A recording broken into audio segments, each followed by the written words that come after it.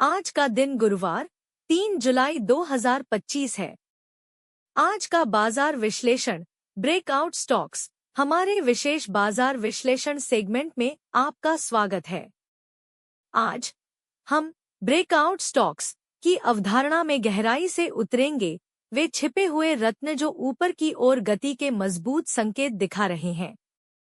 तो breakout stock वास्तव में क्या है? सीधे शब्दों में कहें तो यह तब होता है जब किसी स्टॉक की कीमत पहले से स्थापित प्रतिरोध या समर्थन के स्तर से निर्णायक रूप से आगे बढ़ती है, जिसके साथ अक्सर ट्रेडिंग वॉल्यूम में उल्लेखनीय वृद्धि होती है। यह भावना में एक मजबूत बदलाव और ब्रेकआउट दिशा में निरंतर मूल्य आंदोलन की संभावना को इंगित करता है। व्यापारी और निवेशक इन पैटर्न पर बारीकी से नजर रखते हैं, क्योंकि वे एक नए रुझान की शुरुआत या मौजूदा रुझान की निरंतरता का संकेत दे सकते हैं। हम क्षैतिज ब्रेकआउट जैसे क्लासिक पैटर्न देखते हैं, जहां कीमत एक छत को तोड़ देती है, या ट्रेंडलाइन ब्रेकआउट जो अंतर्निहित प्रवृत्ति में बदलाव का संकेत देता है। ब्रेकआउट की ताकत की पुष्टि के लिए उच्च मात्रा महत्वपूर्ण है। यह खरीदारों या विक्रेताओं से मजबूत दृढ़ विश्वास दिखाता है। अब उन कुछ शेयरों के बारे में बात करते हैं जो संभावित ब्रेकआउट के लिए सुर्खियां बटोर रहे हैं या हाल ही में टूट गए हैं। कृपया याद रखें, ये केवल सूचनात्मक उद्देश्यों के लिए हैं और निवेश सलाह नहीं है। हमेशा अपना शोध करें और वित्तीय सलाहकार से सलाह लें। हाल के बाजार अंतर्दृष्टि के आधार पर कुछ स्टॉक जिन्होंने ब्रेकआउट विशेषताएं दिखाई हैं या संभावित ब्रेकआउट के लिए देखे जा रहे हैं, उनमें शामिल हैं।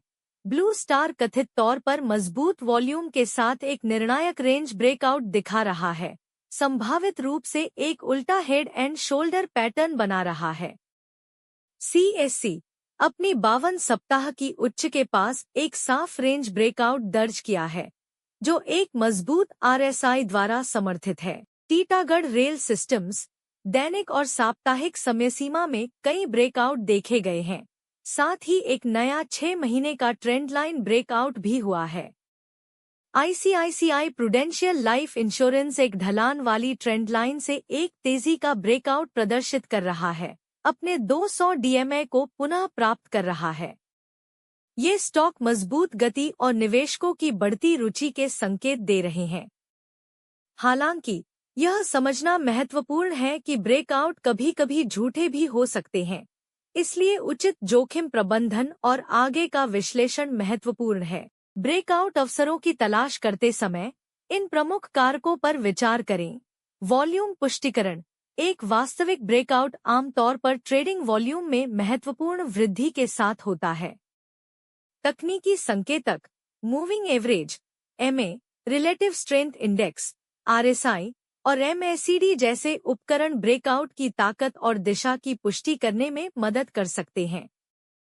बुनियादी बातें, फंडामेंटल्स मजबूत कंपनी के मूल सिद्धांत, जैसे सकारात्मक आय या नए उत्पाद लॉन्च, उत्प्रेरक के रूप में कार्य कर सकते हैं। ब्रेकआउट स्टॉक पर आज के बाजार विश्लेषण के लिए बस इतना ही। अधिक जानकारी के लिए बने रहें और समझदारी से व्यापार करना याद रखें। आज गुरुवार 3 जुलाई 2025 को भारतीय शेयर बाजार में उतार चढ़ाव देखने को मिला और मुख्य सूचकांक मामूली गिरावट के साथ बंद हुए। मुख्य बातें, निफ्टी 50 उदास स्माइली 48.10 अंक या 0.19% गिरकर 25,405.30 पर बंद हुआ। बीएसई सेंसेक्स 170.22 अंक या 0.20% गिरकर 83,239.47 पर बंद हुआ। यह इंट्राडे में 83,850.09 के उच्च स्तर तक भी पहुंचा था। बाजार का प्रदर्शन। बाजार में शुरुआत में बढ़त देखी गई, लेकिन वित्तीय और धातु क्षेत्रों में देर से हुई बिकवाली के दबाव के कारण अंततः गिरावट आई। सेंसेक्स कंपनियों में Kotak Mahindra bank, Bajaj Finserv, Bajaj finance, Adani ports, Trent, भारतीय स्टेट बैंक, टाइटन और टाटा कंसल्टेंसी सर्विसेज में सबसे ज्यादा गिरावट देखी गई। दूसरी ओर Maruti, Infosys, NTPC, Asian Paints, Eternal और हिंदुस्तान यूनिलीवर टॉप गेनर्स में शामिल रहे। क्षेत्रीय प्रदर्शन मिला-जुला रहा, जिसमें ऑटो और फार्मा सेक्टर में बढ़त देखी गई, जबकि धातु और रियल्टी सेक्टर में महत्वपूर्ण गिरावट आई। व्यापक बाजार सूचकांकों ने भी इसी तरह के पैटर्न दिखाए, अंततः सपाट बंद हुए। अन्य कारक, वैश्विक बाजारों से मिले-जुले संकेत मिले। दक्षिण कोरिया का कोस्पी, जापान का निक्केई 225 और शंघाई का एसएसी कंपोजिट बढ़ा, जबकि हांगकांग का हैंग सेंग गिरा।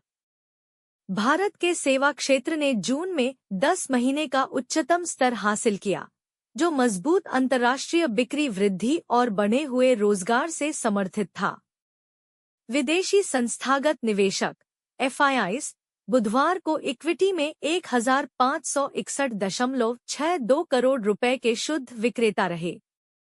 वैश्विक तेल बेंचमार्क ब्रेंट क्रूड 1.03% गिरकर $68.40 प्रति बैरल पर आ गया। कुल मिलाकर आज भारतीय शेयर बाजार में निवेशकों ने सतर्कता बरती और साप्ताहिक एक्सपायरी के दिन कुछ अस्थिरता के साथ कारोबार हुआ।